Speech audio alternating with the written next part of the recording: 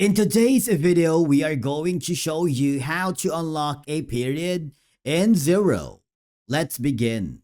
Now, the first thing that you need to do is log in using your credentials. And then on the top menu, I want you to click the accounting and then scroll down until you find the accounting settings, which has the gear icon. I want you to click on it because this is where you control your financial year by clicking the financial settings. Scroll down until you see the lock dates section. Because here in Xero, locking a period is extremely important if you want to prevent changes to finalized financial data, especially after completing month-end or year-end reports. If you've previously locked a financial period and need to make edits, in our case, we have showed you how to lock a period here in our previous video.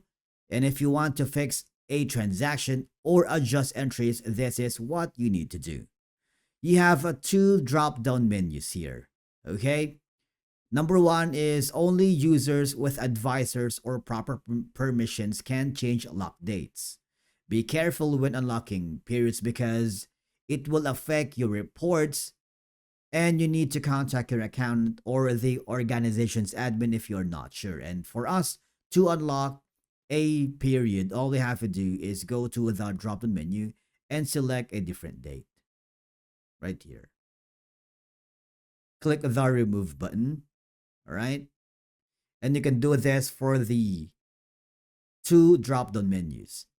After that is click the save button.